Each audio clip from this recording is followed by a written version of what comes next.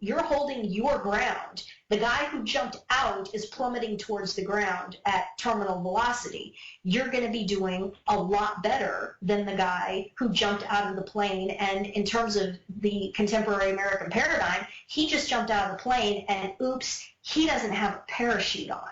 So that's not going to end well. At least you're in the plane puttering along at 4,000 feet, holding your level. That's what metals do for you. As a responsible person with growing concerns for your privacy and personal liberty, you want to know where we're headed and what you can do about it. We ask the experts what you need to do to take prudent and responsible action to safeguard your family's wealth and well-being, and what basic first steps will help you to be aware and prepared. ReluctantPreppers.com. So we've been down a long road here in terms of stocks have inherent volatility and risk that most people are aware of that. We talked about bonds having gone to pretty much zero yield, so people have looked into money markets, which have gone to zero yield, savings accounts, which not only are close to zero yield, but they have multiple kinds of risks because the dollars that are just sitting there are being inflated away. It's actually like somebody vacuuming the value out of your savings account while your back is turned. Even though the numbers stay the same, the value is going out. And also, if the bank were to fail, the FDIC, as you said, doesn't have enough backing to be able to bail out, to really stand behind it. And then you've talked about insurance being leveraged through these derivatives and the backside of them trying to make their money, facing some of the same low interest challenges that other people have become hugely riskful. So let's see, what else is there? Oh, the new kid on the block, Bitcoin. What do you think of that as people see the future? Oh, well, yeah. Another lesson learned, and I and Carl Denninger and other people were warning people all along about Bitcoin. Think about what this is. This is more zeros and ones on computer servers. And the entire premise of the thing is that every quote-unquote Bitcoin needed to be able to be backtraced, through the holders. I mean, it was a complicated paradigm, but the essence of it is that you had to be able to backtrace each individual Bitcoin, which is nothing more than a 0 or a 1 on a computer server. Guys, it's not real. And now what these poor people have learned is that, to quote the banker on the South Park episode, and it's gone. Yeah, it's all gone. It was basically a big scam to begin with. Don't be pumping your assets into things that aren't real and that could cease to exist on a moment's notice if somebody just turns off a server somewhere.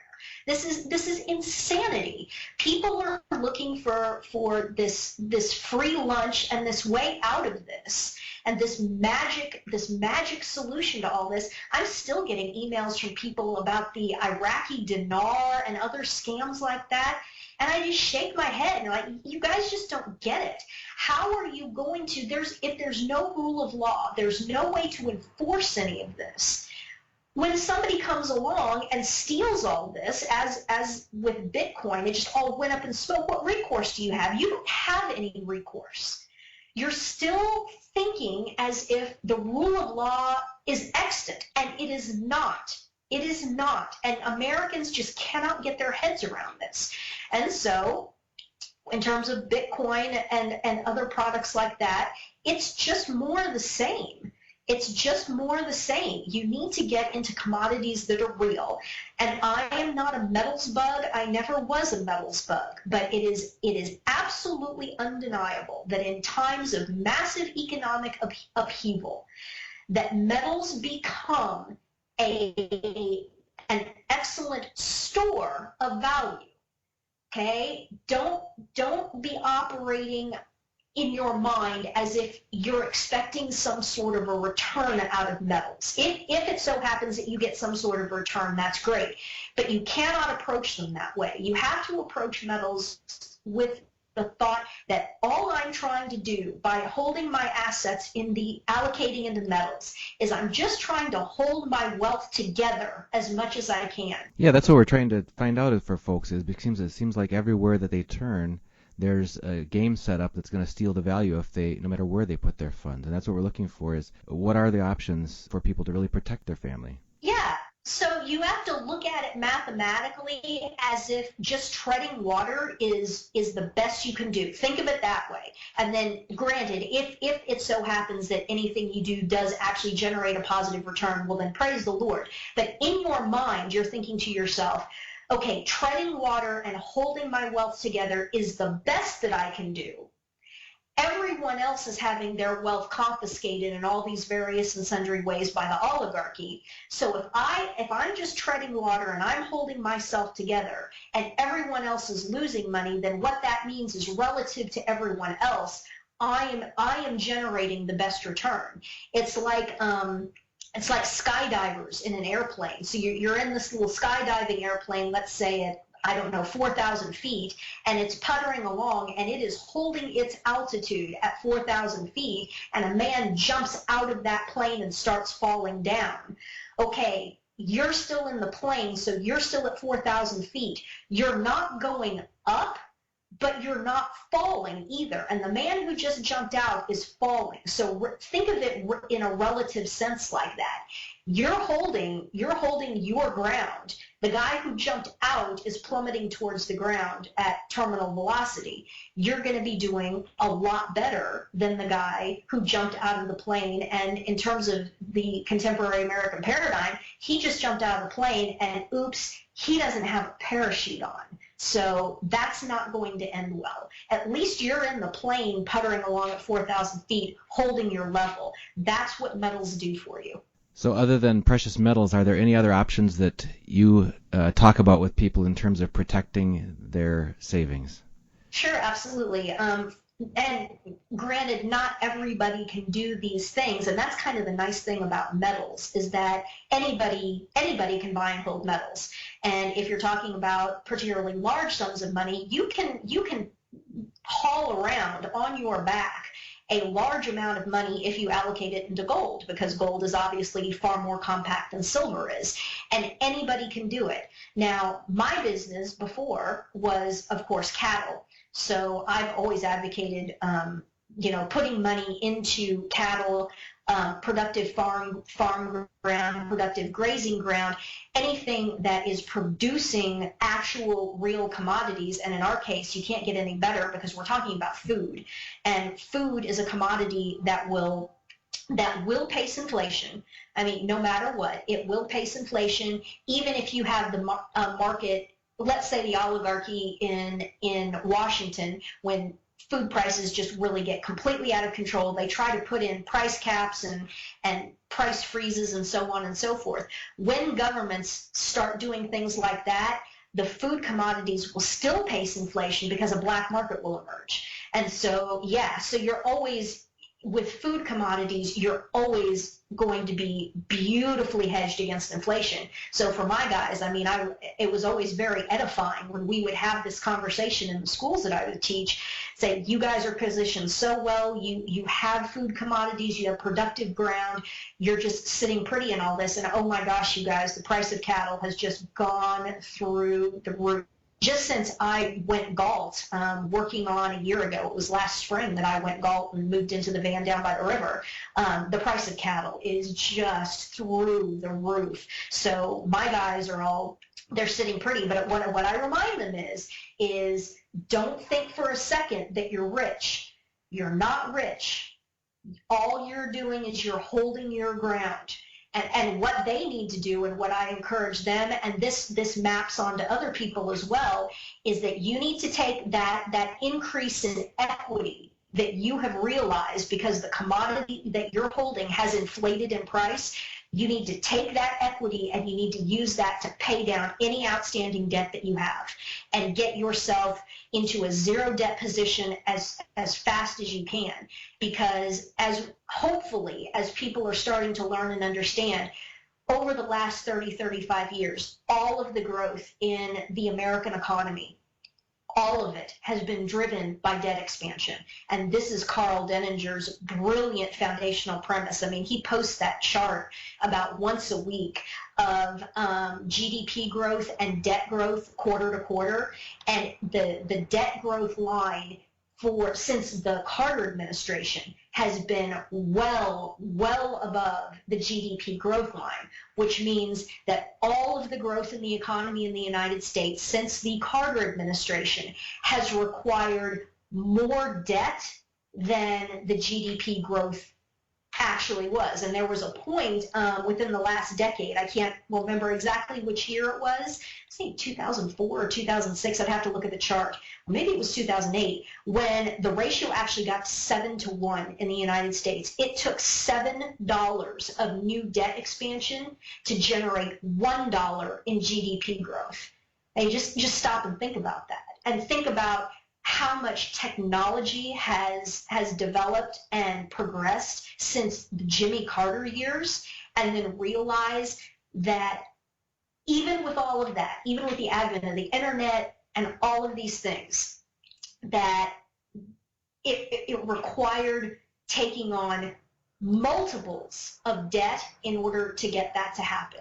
Well, debt tends to feed on itself, right? I mean, you get this runaway exponential growth eventually where you're paying to service the debt, and it's becoming less and less efficient way to raise capital. Indeed, and that is why we're now in the end game. And what the oligarchy is looking at is they're looking at the mathematical end game here, and understand there's only a few people in the government that understand any of this. Most of the people in the federal government, in the United States Congress, such as it is, it's a completely meaningless body, obviously. The government's been overthrown. The Congress has no meaning anymore. But these people, look at these people. Do you think they have the foggiest clue about any of this? Do you think that these people are even intelligent enough to understand the simple algebra behind these concepts? Do you think that these people could sit down and work through a problem involving exponential growth curves?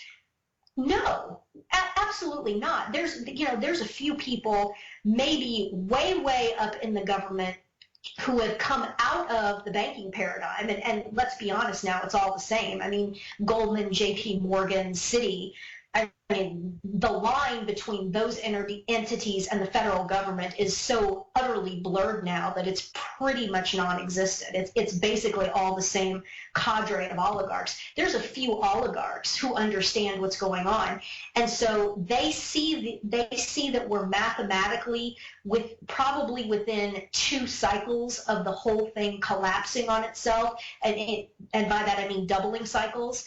And so what they are now looking at is they've got to get capital, they've got to get collateral. That's what they need. And what they're looking at is retirement funds, which are in excess of 10 trillion in the United States.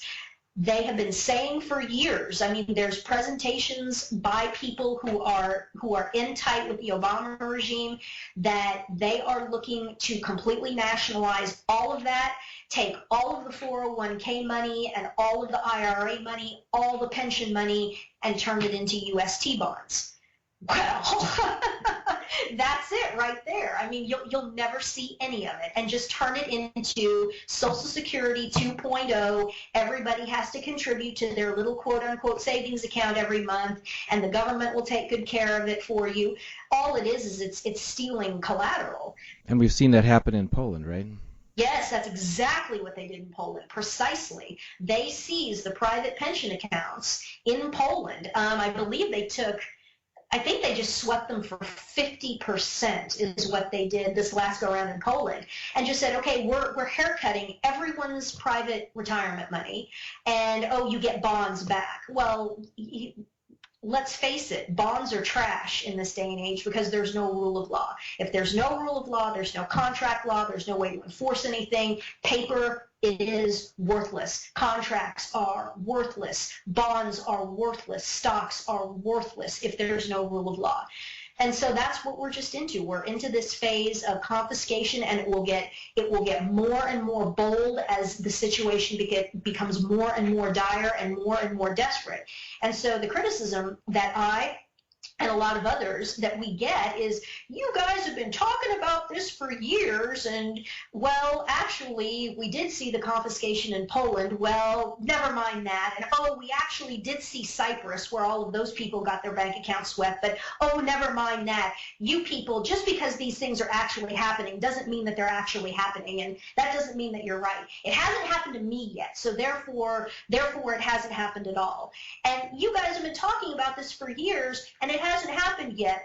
Well, that's what they said to Winston Churchill and all of the people who were warning about Hitler until the day before Hitler rolled tanks into Poland.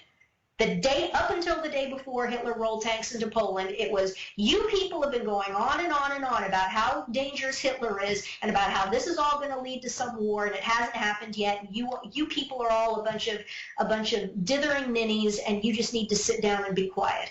Chicken Little saying the sky is falling, right? Exactly. Isn't Social Security another good example of facts, though, that if people say it hasn't happened to me yet, it's like, oh, really? Why don't you find out how much Social Security value you actually have stored up in your name for all those contributions you've put in? Oh, but sweetie, that would involve doing math, and math is hard, and we just can't be bothered to think about doing arithmetic and calculating interest and comparing inflation rates and things like that. We just want to believe that the government is very smart and very kind and benevolent and good, and the government would never lie to us, and the government is going to take care of us, because we are a culture that has been castrated, has had all masculine strength bled from it, and so people, especially men in this culture, and women because they're women, just want to lay back and believe that someone else is going to take care of them.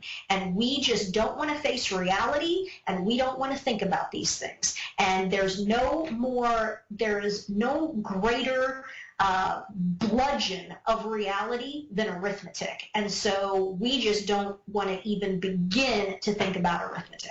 And it may not be possible to wake up everyone, but a lot of our listeners and people we've talked to are already convinced that they have serious concerns. They're convinced that others are not going to take care of them. The government is not going to take care of them.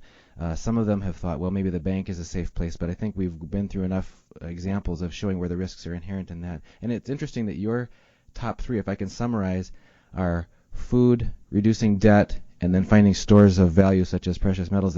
We talked to David Morgan about 2 weeks ago, and those are exactly the same, his top three recommendations. And I thought it was an interesting twist when you talked about food, is food production. Yeah. In other words, you don't have to worry about the freshness date if you've got food on the hoof, right?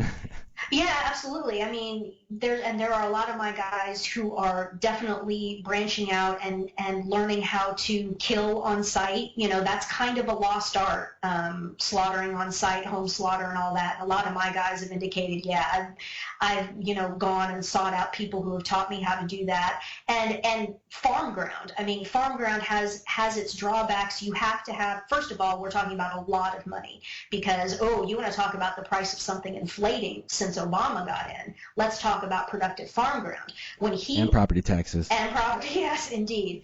When Obama was usurped and was installed in January of 2009, there was super high-end corn farm ground in central and south central Illinois going for $5,500 an acre. And we were all just aghast at this. Oh my gosh, that's so high. Can you believe that? $5,500 an acre. Where do you think that same ground is going? What do you think that same ground is going for now? Oh, try $15,000. Try $15,000 an acre. And why did that happen? Because the big, and we're talking big, smart money in both North America and Europe saw what was going on, realized they needed to allocate enormous amounts of money into physical commodities, and productive farm ground was at the top of that list. There have been big money buyers of farm ground in North America, and it's kind of scary, but it isn't just big money people. It's also entities like China that have been buying farm ground in North America. So how does that scale down to the individual family then? Most individual families aren't going to own a herd of cattle unless it's perhaps a small herd of their own, and we certainly know of folks who are getting small acreages for their families, community-supported agriculture, forming close relationships with good friends in their local community who do have the productive ground and they can cooperate with them and trade services or whatever for that. Is there any other way that people can, on a very household scale, can enact some of these reforms to their own domestic castle? Absolutely. If you think about that, that is the historical civilizational paradigm. The historical paradigm has not been, massive corporate ownership of enormous sprawling tracts of land. Even when you're talking about back into Europe, when you're talking about nobility and so forth, you still have to drill down to the fact that that land was divided up into small parcels, and a small parcel was managed by one family. Okay, that's the paradigm for agriculture and food production throughout human history. So this notion that, well, it's impossible for a relatively small tract of land to support a family, that's completely fallacious. You have to know what you're doing. You have to have a skill set. But of course it's possible. Of course it can be done. The other thing you want to look at, especially right now, is arbitraging the spread between urban real estate and rural real estate. Let's face it, most people in North America and in Western civilization in general, they do not want to live in rural areas. They want to live in a city or in very, very close proximity to a city, hence suburbia. Access to metropolitan life. Exactly. And so you look at the price per acre, let's call it per acre, of real estate in an urban or suburban area, and then compare that to the price per acre in a very rural environment. And what you quickly see is that if you're willing to move out of the urban environment, you can arbitrage and trade out of an urban parcel of real estate and get something in a rural area that is orders of magnitude larger than what you sold out of in town. And if you think about it, most houses in suburbia are built on a quarter of an acre. Okay, if you have equity in that, or let's say you own that, you sell that. Let's say you sell a $750,000 house in suburbia that's sitting on a quarter of an acre. You can turn that into hundreds of acres in rural America, but you have to be willing to make the sacrifice to not be dwelling in the urban environment, which frankly, in a wartime situation, I wouldn't want to be in an urban area anyway. Well, I think that's the ultimate example, I think, that you've presented of where people can find stability for their nest egg, for their savings. Maybe it really is a nest egg, right? It's getting out of the potentially more hazardous urban areas, getting more land in a rural area where you can have your own food production and also be in a safer location, reducing your debt to reduce your exposure to all of the vulnerabilities. In fact, that's a perfect example of that. If you make the analogy from the household debt that people have been subject to up to sovereign debt, we had that big event recently where Russia basically was saying that they were going to counter sanction the United States if the United States sanctioned them against for their aggression in the Crimean region by dumping the dollar and reneging on corporate bonds and that sort of thing. So pointing out that we're so vulnerable because of our debt position, and debt really does make us vulnerable. And it must be pointed out that Russia and China are now in an explicit alliance with each other. So again, what people like me have been warning about for years, namely the creation of a Sino-Russian axis that would have tremendous economic power and leverage over the United States and Europe, that's happening right now before our very eyes, and Ukraine is the catalyst for all of that. They are in an alliance with each other, and Russians will tell you this. It's Russia, China, and then Russia, China together in that axis, would then reach out to the petroleum-producing countries in the Middle East. The petroleum-producing areas in the Middle East, those people, they don't care about right, wrong, morality, Marxism. You want to talk about oligarchies. Those are tyrannical oligarchies too. It's just this cadre of petroleum oligarchs lording over a massive, brutally oppressed underclass. So they're very sympathetic to each other. And the Middle Easterners, the Muslims, they will always go with whoever they perceive to be the more powerful, the stronger, the quote-unquote winner. They're always going to go with the winner. And again, what the situation in Ukraine has done is it is brought to the fore and put into stark relief how weak and powerless and useless and unable to defend itself or its allies this former American republic is. And again, this problem of not acknowledging and not understanding that the constitutional republic that was the United States no longer exists. This isn't just a problem exclusive to Americans and people in the United States. It's still a global phenomenon where people right now are just trying to get their heads around the fact that the America that was there before, that was there 20, 30, 40 years ago to potentially backstop or prevent tyrannical oligarchies just rolling over other nations, that backstop is no longer there. Whether you approve of that or not, whether you tend towards isolationism or not, that's not the question. The question is the reality of the situation, that the Sino-Russian axis looks and has now complete confirmation that it can basically do whatever it wants. And so not just Ukraine is at risk, and Ukraine probably will be overcome and integrated back into Soviet Union 2.0 as Putin is trying to reassemble it, but now a large part of Europe, if not all of Europe, is also in play as well, because again, there's no one to stop any of this. So it's interesting days. That's another perfect analogy politically from the small scale to the large scale of there's nobody to backstop you. You really do have to look after your own yard first.